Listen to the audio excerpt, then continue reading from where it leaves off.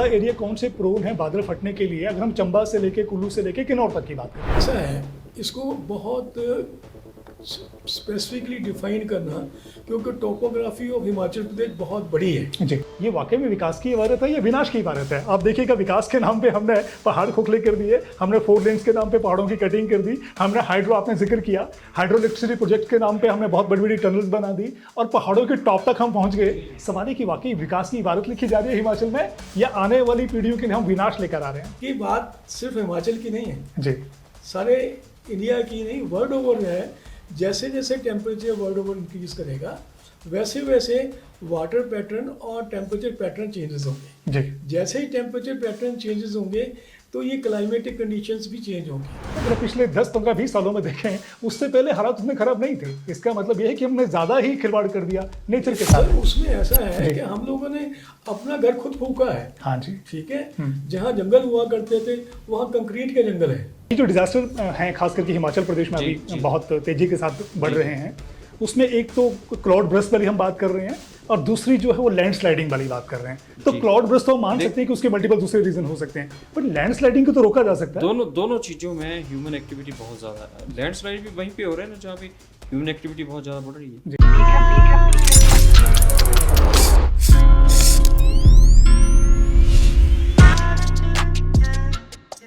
Talk show में आप सबका स्वागत है। आज हम टॉक शो में गंभीर मुद्दे के ऊपर बातचीत करने जा रहे हैं।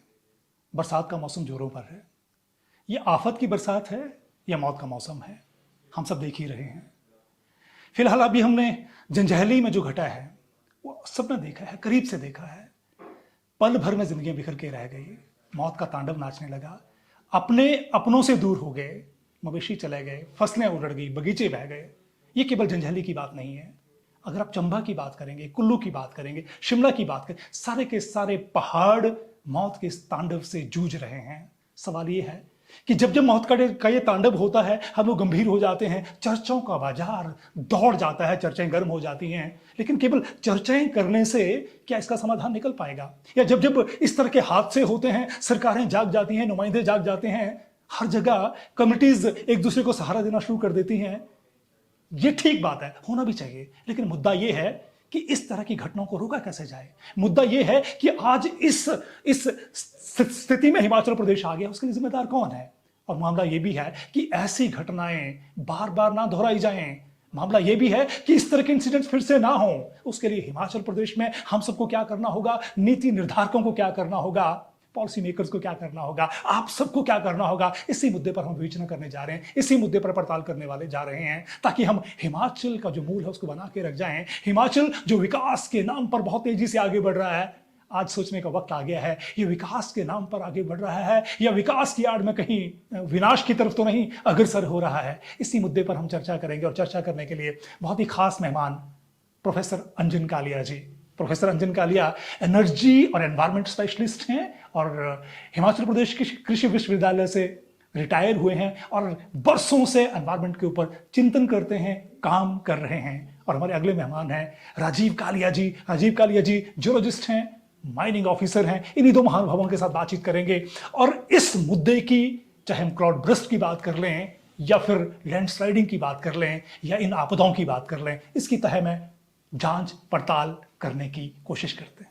तो चर्चा को आगे बढ़ाते हैं। सबसे पहले कालिया जी के पास चलते हैं। कालिया साहब, पहले तो एक बुनियादी बात जो है, ये जो आफत की बरसात हो रही है, इसे हम इंटेंस वाटर फ्लो कहेंगे या बादल फटना कहेंगे?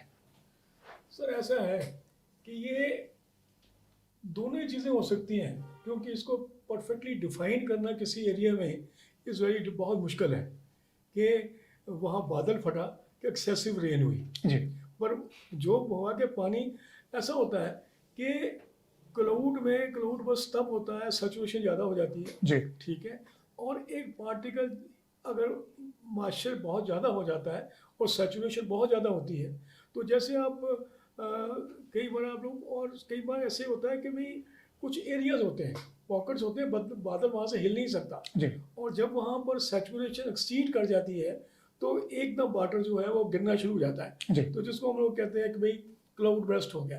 तो ये मोस्टली वैलीज में कंपेरेटिवली ज़्यादा होता है जहाँ पर क्लाउड ठहर गया है। जी। हाँ, मतलब अगर क्लाउड मूवमेंट में है जी। तो ये क्लाउड बस्ट कम होगा। कम होता है। तो डॉक्टर साहब थोड़ा सा इसी बारे में और थोड़ी जानकारी हमारे जो दर्शक उनके साथ शेयर करते हैं कि ज्यादा एरिया कौन से प्रोन है बादल फटने के लिए, अगर हम चंबा से लेके कुल्लू से लेके किन्नौर तक की बात करें? देखिए ऐसा है, इसको बहुत स्पेसिफिकली डिफाइन करना, क्योंकि टोपोग्राफी ऑफ हिमाचल प्रदेश बहुत बड़ी है, जी ठीक है।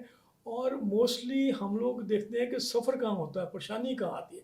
परेशानी वहाँ आ रही है यहाँ पर, क्योंकि हमारी जो जनरेशन्स हैं, हमारे जो लोग हैं, वो बसते हैं उन एरियाज़ में जो कि खड्डों के आसपास हैं, और जो वैलीज डेवलप हुई हैं जहाँ पर रिवर्स हैं या खड्डे हैं, उनके साथ जो लैंड छोटी मोटी थी शुरू से, उसी पर लोग उनका वास है।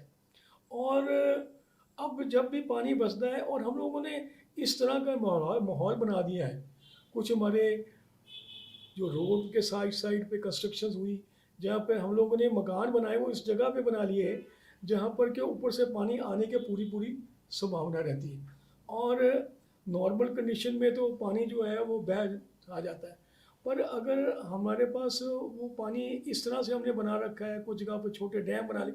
इवन मैं तो ये भी कहता हूँ कि हम लोगों ने माइक्रो हाइड्रल बनाए तो सही, पर माइक्रो हाइड्रल्स का कई जगह के ऊपर सोसाइटी के ऊपर बैड इफेक्ट इस फॉर्म में हो रहा है कि जब कभी पानी बसता है और उनके जो डेवलपमेंट की हुई होती है, उससे पानी एक चैनलाइज हो जाता है। वो चैनलाइज होने के बाद वो जाके नीचे जो लोग बसते हैं उनके ऊपर अफेक्ट करता है। जी। गर्मियों में तो बरसात बड़ा सुंदर लगता है, मगर ऐसी हालत में वो जानलेवा होता है। और आप लोग देखते होंगे कि जहाँ जहाँ पर ऐसी चीज़ें हुई हैं, वहाँ पर वो लोग नीचे बसते थे। जी। या तो वो किसी दरिया के किनारे में थे, या कोई खड्ड के किनारे में थे, ठीक है। और वहाँ ऐसा होता था कि भाई अब चेंज इंसान जो है अच्छे के लिए करता है। जी। इंसान वहाँ मकान बनाता है, वहाँ ठंडी हवा हो गर्मियों के दिनों में, ठीक है, खुला वातावरण हो, पर हमारे पास लिमिटेड स्पेस है। हाँ जी। लिमिटेड स्पेस है, वही स्पेस बचती है, लोग बेचारे वहाँ बनाते हैं। जी। या फिर जो पहाड़ के ऊपर बनाते हैं, तो उसमें डरे हमारे दूसरे बैठे हुए अफसर बताएंगे कि माइंस का क्या इफेक्ट है। तो लोगों ने बेतहाशा कटिंग की है। जब भी वो कटिंग करेंगे तो उसका जो मलबा है वो इकट्ठा होकर चलेगा। जब इकट्ठा होकर चलेगा तो नीचे जो बेचारा कच्चा पक्का मकान बना है, उसके सर्वाइवल होने के चांसेस तो है ही नहीं। जी बिल्कुल। तो राजीव जी से जानते हैं। राजीव कालिया सर, आप बताएं थोड़ा सा कि अगर हम हिमाचल प्रदेश की बसावट की बात करें तो लोगों के घर या तो पानी के पास होंगे, पहाड़ों पे होंगे, बाकी तो जगह है ही नहीं है। तो और ऑप्शन बचती क्या है? और जब ऐसे में हम नदी नालों के आसपास जो बस्तियां बना रहे हैं या पहाड़ों के ऊपर अपने घर बना रहे हैं, फिर खतरा तो बढ़ता ही जाएगा, इसको कंट्रोल कैसे करेंगे? जी देखिए, बात ऐसे है ना कि हम ये डिनाई नहीं कर सकते कि ये एक्टिविटीज़ पहले भी होती थी। क्लाउड बर्स्ट पहले भी होता था। हमारे नोटिस में नहीं था, लेकिन तब क्या था कि जो ह्यूमन एक्टिविटी है वो पहाड़ों के इतने पास नहीं होती थी। आजकल आप देख रहे हैं कि लोग पहाड़ों के ऊपर वहाँ पहुँच रहे हैं, होटल बन रहे हैं, कोई हाइडल प्रोजेक्ट्स लग रहे हैं। लोगों की इन एरियाज़ में एक्टिविटी बहुत बढ़ गई है। जी। ठीक है ना। जी। लोगों के घर तब भी होते थे। जी। इन्हीं जगह पे होते। लोग पहले बरसात की तैयारी भी करते थे। हाँ जी। लेकिन वो सब चीज़ें आज की डेट में बंद है। प्लांटेशन वो बंद है, ठीक है ना। तो वो सारी चीज़ें हम देखें तो ये सारी है, सारा ये ह्यूमन क्रिएटेड ही है। जो भी है इसमें 80% जो है वो एक जो रीज़न है वो मनुष्य द्वारा खुद ही बनाया गया है। जी। इसका कारण स्वयं मनुष्य है। तो इसका कारण स्वयं मनुष्य है। डॉक्टर कालिया, राजीव कालिया जी बहुत ठीक बात कर रहे हैं कि अल्टीमेटली वो ठीक है कि हमको अपने जीने के लिए पानी भी हमको चाहिए और हमको रहने के लिए जगह भी चाहिए, लेकिन सवाल है कि हम ऐसी जगह पे पहुंच गए हैं जहां पर हमको नहीं पहुंचना चाहिए था। खास करके हम एक्सट्रीम तक हम जा रहे हैं, जहां एक्सट्रीम तक चले गए हम। जी बिल्कुल। मैंने देखा ये चीजें, मैंने कुल्लू में भी देखा, मंडी में भी देखा, यहाँ पे भी देखा। लोग ऐसी जगह पे पहुंच रहे हैं जहाँ कभी कोई जाता ही नहीं था। जी बिल्कुल। वहां पहुंच रहे। तो इससे ये सवाल खड़ा होता है डॉक्टर कालिया आपसे। और वो जो वहां पे उस एरिया का एनवायरनमेंट को खराब कर रहे हैं। जी बिल्कुल। वहां पे जो ह्यूमन एक्टिविटीज हो रही हैं, हाँ जी, उससे तो वो तो होना ही होना। जब हम उसके आसपास बसने शुरू कर देंगे, वहां आना जाना शुरू कर देंगे, तो पता नहीं कब हम उसकी चपेट में आ जाएंगे। बिल्कुल ठीक है। तो हम नेचर को चैलेंज कर रहे हैं एक तरह से, जैसे राजीव जी कह रहे हैं। सर, सवाल ये कि ये जो विकास की इबारत लिखी जा रही है सर, ये वाकई में विकास की इबारत है या विनाश की इबारत है? आप देखिएगा, विकास के नाम पे हमने पहाड़ खोखले कर दिए, हमने 4 लेन्स के नाम पे पहाड़ों की कटिंग कर दी, हमने हाइड्रो, आपने जिक्र किया, हाइड्रो इलेक्ट्रिसिटी प्रोजेक्ट के नाम पे हमने बहुत बड़ी बड़ी टनल्स बना दी और पहाड़ों के टॉप तक हम पहुंच गए। सवाल है कि वाकई विकास की इबारत लिखी जा रही है हिमाचल में या आने वाली पीढ़ियों के लिए हम विनाश लेकर आ रहे हैं? कोई अपने बाल बच्चों के लिए बुरा नहीं चाहता जी, ठीक है। हाँ, पर हम लोगों को अब ये सोचना पड़ेगा कि हम जो कर रहे हैं, हमारा कर्म जो है हाँ, वो किस तरफ जा रहा है। हमें ये भी देखना पड़ेगा कि बात सिर्फ हिमाचल की नहीं है जी, सारे इंडिया की नहीं, वर्ल्ड ओवर है। जैसे जैसे टेम्परेचर वर्ल्ड ओवर इंक्रीज करेगा वैसे वैसे वाटर पैटर्न और टेम्परेचर पैटर्न चेंजेस होंगे जी, जैसे ही टेम्परेचर पैटर्न चेंजेस होंगे तो ये क्लाइमेटिक कंडीशंस भी चेंज होंगी। उसके कारण ये आपदा भी जो है वो जब आएगी एकदम आएगी जी। तो हम लोगों को मतलब ये है कि गवर्नमेंट लेवल के ऊपर, पब्लिक लेवल के ऊपर अवेयरनेस करने की बहुत सख्त जरूरत है। पर सर ये चेंजेस इतनी रैपिडली आ गई हैं, अगर पिछले 10, 15, 20 सालों में देखें उससे पहले हालात उतने खराब नहीं थे। इसका मतलब यह है कि हमने ज्यादा ही खिलवाड़ कर दिया नेचर के साथ। उसमें ऐसा है कि हम लोगों ने अपना घर खुद फूका है। हाँ जी, ठीक है।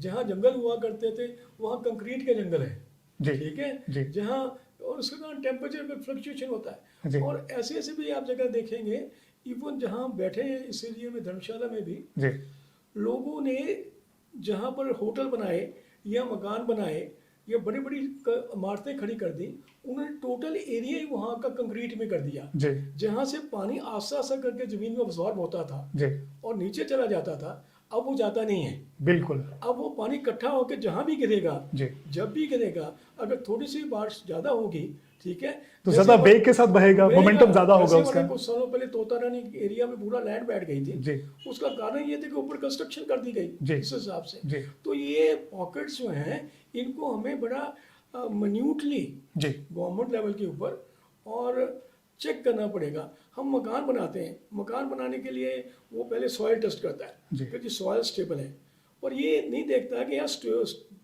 इसके 10-15 फुट 20 फुट तो स्टेबल है जी। तो क्या सारा जोन स्टेबल है कि नहीं।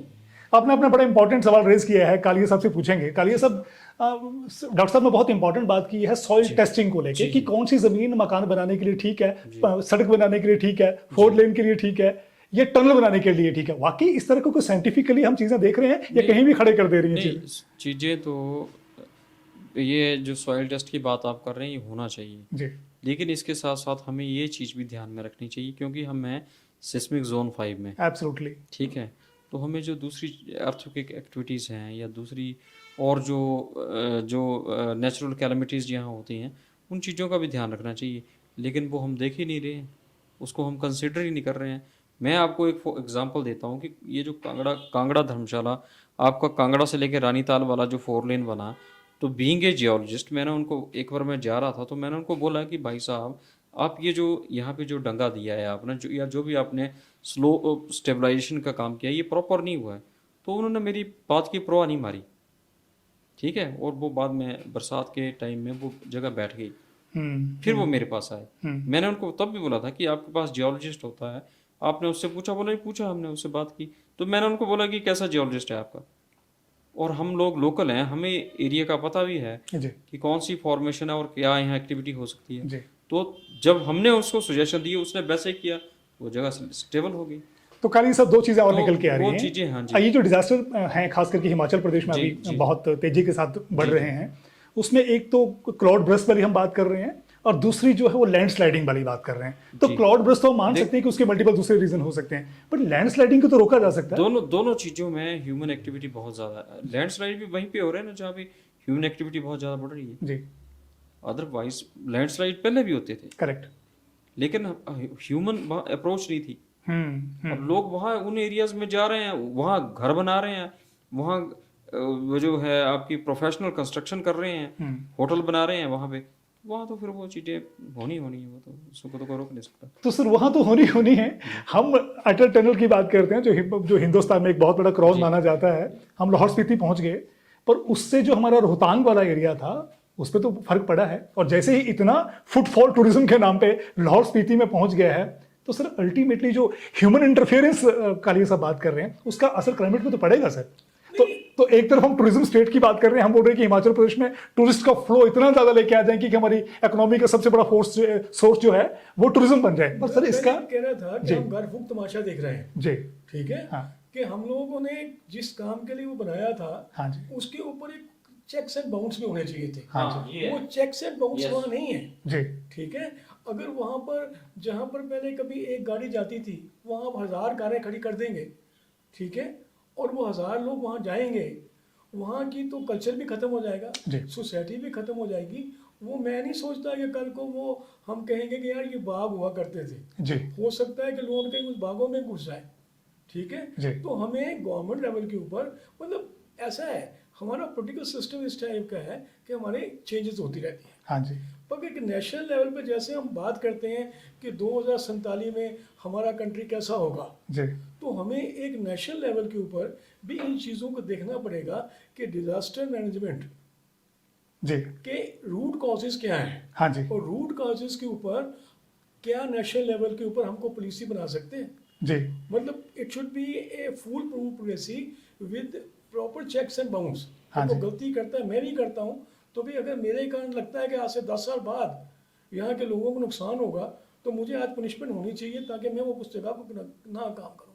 तो एक नेशनल लेवल की पॉलिसी, स्टेट लेवल की लॉन्ग टर्म पॉलिसी होना बहुत ज़रूरी है।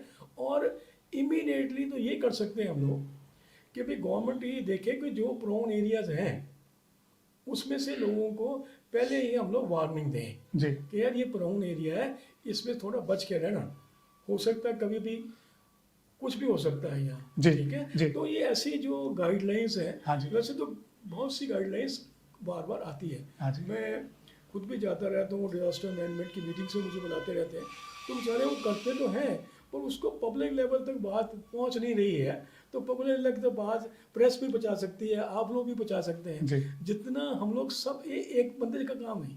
तो डिजास्टर अपने आप में बड़ा इंपॉर्टेंट इशू है जो सर ने रेज किया है, सर आपके पास उसके लिए आएंगे। लेकिन इंपॉर्टेंट बात जो अभी चर्चा में निकल के आ रही है कि हिमाचल प्रदेश को हम टूरिज्म स्टेट बनाना चाह रहे हैं, टूरिस्ट स्टेट बनाना चाह रहे हैं। और हमारे लिए टूरिज्म का मतलब क्या है? हमारे जंगल हैं, पहाड़ हैं, हरी भरी घाटियां हैं, नदियां हैं, नाले हैं। सवाल ये है कि जब यही नहीं रहेंगे तो टूरिज्म स्टेट कहां से रह जाएगी? और इसके माध्यम से, जो टूरिस्ट फ्लो के माध्यम से हम जो अपनी नेचर का, अपने इकोसिस्टम का जो बैंड बजा रहे हैं, इसके ऊपर हमको चिंतन करने की जरूरत है। लेकिन इंपॉर्टेंट सवाल जो चर्चा में निकल के आया कालिया साहब, डिजास्टर को लेके, कि आपदा को, क्योंकि नेचुरल आपदा है, नेचुरल डिजास्टर है, इसको पहले अज्यूम करना बड़ा मुश्किल है। सवाल है फिर ये जो इतनी मॉक ड्रिल कर रहे हैं उसके मायने क्या रह जाते हैं? देखिए, मॉक ड्रिल करने का फ़ायदा तो तभी है कि चीज़ों को हम साइंटिफिकली लें। करेक्ट, ठीक है नहीं जी, अगर हम साइंटिफिकली चीज़ों को लेंगे, प्रैक्टिकली उनको करेंगे, तभी मॉक ड्रिल में हमें, अब मॉक ड्रिल में क्या होता है, हम मॉक ड्रिल करते हैं, करके वापस आ जाते हैं, क्या वो चीज़ें हमारे ध्यान में रहती भी हैं, फॉर एवर की नहीं रहती? करेक्ट, करेक्ट, वो चीज़ इंपॉर्टेंट है जी, कि हम जहाँ मॉक ड्रिल कर रहे हैं, जिसको करवा रहे हैं, वो उसको फॉर एवर लर्न करें, फॉर एवर उसको याद रखें, ध्यान रखें। और जो ये टूरिज़्म वाली बात है कि जो टूरिज़्म है, लोग यहाँ पे आ रहे हैं, टूरिस्ट यहाँ पे आते हैं, तो उसमें जो हमारी जो है वो उनको प्रॉपर एक तरीका होना चाहिए कि उनको कहाँ कहाँ घुमाना है और कैसे उनको साइंटिफिकली वो करना है, साइंटिफिकली उन चीज़ों को ध्यान में रखते हुए वो सब चीज़ें मेंटेन करनी है। और कली सर एक चीज और जो आपने बड़ी इंपॉर्टेंट बात बोली है कि अगर हम टूरिज्म स्टेट की बात करते हैं और टूरिस्ट को लाने की बात भी करते हैं, हमको ये भी डिसाइड करना पड़ेगा हमारा स्टेट कितना लोड उठा सकता है। जी जी, वो तो है। और लोड उठाने के चक्कर में हम अपने पहाड़ों, नदी नालियों को बर्बाद कर देंगे, हमारे पास बचेगा क्या फिर? मतलब ये है ना कि हम थोड़ा सा चीज़ों को, अभी ये समय आ गया है कि हम चीज़ों बैलेंस करना है, थोड़ा साइंटिफिकली करें, साइंटिफिकली करना, ठीक है ना। प्लांटेशन, दूसरी चीज़ें जो हैं, कंस्ट्रक्शन, वो सब चीज़ें ध्यान में रखते हुए उस तरीके से अगर हम काम करेंगे तभी कुछ हो सकता है, अदरवाइज तो फिर ये तो अदरवाइज तो ये विनाश लीला, विकास लीला जो हमारी विनाश लीला बनने जा रही है, बोल नहीं सकते, कुछ बोल नहीं सकते हैं। तो आने वाला वक्त ज्यादा चैलेंजिंग होगा। जी जी जी। काली साहब कंक्लूड करते हैं, फाइनल रिमार्क्स आपकी तरफ से। ये जो जिस तरह के हालात हिमाचल प्रदेश में बन गए हैं और हम अपने प्रदेश को हिमाचल मतलब हिम की धरती है, अब हिम तो दूर की बात रह गई है, क्लाइमेट इतना ज्यादा बदल गया है, क्या आप क्या रास्ता दिखाते हैं आने वाले वक्त के लिए? पॉलिसी तो होनी चाहिए जी, लॉन्ग टर्म पॉलिसी होनी चाहिए। और जहाँ पर भी लोकल इन्वायरमेंट बहुत ज़रूरी है, जी, जैसे कह रहे डॉक्टर साहब कि भाई जो लोग लोकल होते हैं उनको पता होता है कि यार ये पहाड़ी दरकने वाली है, ये नहीं है, क्योंकि एक ट्रेडिशनल नॉलेज भी एक चीज़ होती है। जी जी ट्रेडिशनल नॉलेज जो है एक बड़ी चीज़ होती है। जी और मैंने दुनिया में कई ऐसे इंस्टेंस देखे हैं जी कि जब वो कंट्री फेल हो जाता है, वो कहता है किसी बुड्ढे को बुलाओ वहाँ के, वो आपको बताएगा कि यहाँ क्या था। जी उसको पता होता है यहाँ क्या था, और जो क्या था का सवाल है, अगर वो सॉल्व हो जाता है जी। तो काफ़ी प्रॉब्लम सॉल्व हो जाती हैं। तो लोकल्स को इन्वॉल्व करना जी गवर्नमेंट के लेवल पे बहुत ही ज़रूरी है। लोकल जो वहाँ के लोग हैं, रहने वाले बशिंदे हैं, उनसे पूछ के किया जाए चीज़ों को। गुड। तो सर कह रहे हैं कि पार्टिसिपेटरी प्लानिंग बहुत इंपॉर्टेंट है, बजाय कि कोई भी बाहर का कंसल्टेंट आए और हमारे पहाड़ों को खोद खाद के कुछ और बना के चला जाए, तो उसके मायने नहीं है। हाँ, तो वो बड़ा ज़रूरी है। सर कालिया साहब, आपकी तरफ से टेक होम मैसेज क्या है, हम ऑडियंस को क्या सलाह देना, अगर हम इस तरह की आपदाओं से बचना चाहते हैं और हिमाचल को वाकई में हिमाचल बना के रखना है, करना क्या चाहिए? जी, बहुत सारी चीज़ें हैं। जैसे अब हम देखें कि हम क्या करते हैं कि वेस्ट की बात ले लें, जी तो हम वेस्ट को कहाँ प्रॉपरली गार्बेज करते हैं, ठीक है ना। हमें यह है कि चीज़ों को साइंटिफिकली करो, ठीक है। पहाड़ों नदियों के आसपास जो है वो ह्यूज कंस्ट्रक्शंस हम बंद करें, जी ठीक है। प्लांटेशन ज़्यादा करें, ठीक है। ऐसे प्लांटेशन करें जो कि स्लोप स्टेबलाइजेशन करते हैं, वैसी प्लांटेशन करें। और जो ये है, मैं बोलता हूँ कि ठीक है, हमें माइनिंग भी बेटर है कि हम रिवर बेड माइनिंग ही करें। तो वो चीज़ें अगर हम करेंगे तो काफ़ी सुधार हो सकता है। तो सुधार जी जी मैं इसमें ऐड करना चाहता हूँ जी कि हमारे पास कुछ ऐसे क्रीपर्स होते हैं हाँ जी जो सॉइल को स्टेबलाइज करते हैं, करेक्ट ठीक है। हाँ और मैं ये देखता हूँ कि फोर लेन बन रहा है, हाँ जी उसमें कुछ तो प्लांट्स लगाए जा रहे हैं, ये नहीं, पर वो मतलब है कि भाई वो सारे उसमें मसाला में थोड़ा सा भी हिस्सा है, वो ज़्यादा नहीं है। वो मतलब जहाँ पर भी कटिंग की जाती है, उस साथ साथ में उसकी बेसिक रिस्पॉन्सिबिलिटी होनी चाहिए कि उस टाइप के लोकल क्रीपर्स वहाँ लगा दें ताकि वो पहली बरसात में फैल जाएं। क्योंकि हमें क्रीपर्स लगाने कई बार बहुत छोटे से काम होते हैं, पर उसका इम्पैक्ट बहुत होता है। तो अगर इस टाइप के लोकल क्रीपर्स लगाएंगे जो जड़ें फैल जाएँ उनकी, तो हम लोग काफ़ी हद तक जो है उस लैंड को स्टेबलाइज कर पाएंगे। पर यह कि सिंपल कटिंग कर देना, डंगा लगा देना, डंगा लगाना भी अपनी जगह सही है, पर ऊपर से जो माल आने वाला उसको स्टेबलाइज करने के लिए वो तो जो बायोलॉजिकल सिस्टम है वहाँ का, जो वहाँ के क्रीपर्स हैं, बूटियाँ हैं जो आसानी से फैल सकती हैं, इसी एक ही सीजन में फैल सकती हैं, वो लगाना बहुत ही ज़रूरी रहेगा। काली साहब, सर ने बड़ी इंपॉर्टेंट बात करी है कि वहाँ की जो लोकल बूटियां हैं, जो पहले भी जिक्र कर रहे थे, उनको लगाना बहुत जरूरी है। करेक्ट। तो पेड़ लगाना एक बात है, हम हमें ऐसा लगता है कि हमने पेड़ लगा दिए तो हमारा काम हो गया। पेड़ के साथ जो साथ में झाड़ियां हैं, क्योंकि केवल पेड़ों से ही जो इकोलॉजी का सिस्टम बैलेंस नहीं होता है, तो जड़ी बूटियां, झाड़ियां, उन सबका स्पीसीज हैं, वो लगाना बहुत इंपॉर्टेंट। फास्ट फैले और एकदम एक सीजन दूसरे सीजन में हम लोगों को ग्रीनरी थोड़ी दे पाए। लेकिन कुल मिला के जो चर्चा में निकल के आया कि इन सब के बीच में बैलेंस बनाना बहुत जरूरी है, सोशल रिस्पॉन्सिबिलिटीज ओन करनी बहुत जरूरी है। तो हम केवल कुदरत के ऊपर सवाल ना उठाएं, सवाल अपने आप से भी पूछें, सवाल अपने नुमाइंदों से भी पूछें, सवाल अपने नीति निर्धारकों से भी पूछें कि आज हिमाचल प्रदेश अगर इस मोड़ पर आ गया है तो उसके लिए जिम्मेदार कौन है। पर केवल जिम्मेदार कौन है इस बात पर सवाल उठाने से समाधान निकलने वाला नहीं है। समाधान निकालने के लिए हमको, जिसे हम होलिस्टिक डेवलपमेंट का मॉडल कहते हैं, वो हमको बनाना पड़ेगा। एक ऐसा मॉडल कि पानी के रास्ते में हम ना जाएं, पानी के रास्ते में अगर हम आ जाएंगे तो पानी ने अपना रास्ता तो बनाना है। सो इंपॉर्टेंट बात, हमें ढांचागत विकास के जो इको फ्रेंडली मॉडल हैं उसके ऊपर काम करना पड़ेगा, तब शायद हम हिमाचल का जो वजूद है उसको बचा के रख पाएंगे। नहीं तो सर ने बहुत क्लियर बोला है, नहीं तो हमारी आने वाली पीढ़ियों के लिए शायद हम एक अलग तरह का हिमाचल देके जाएंगे, जिसमें हरियाली के नाम पे, पहाड़ के नाम पे, बर्फ के नाम पे शायद कुछ नहीं होगा। हिमाचल और पंजाब में कोई फर्क नहीं रह जाएगा। इसलिए आज चेत जाते हैं। चेतना इसलिए भी जरूरी है ताकि फिर से कोई थुनाग, फिर से कोई जंजैहली, या फिर से कहीं शिमला, या फिर से कहीं सुनाग गांव जैसी घटना ना हो जाए। ये चर्चा आपको कैसी लगी, फीडबैक जरूर दीजिएगा। इन शब्दों के साथ हम चर्चा को विराम देते हैं। जय हिंद।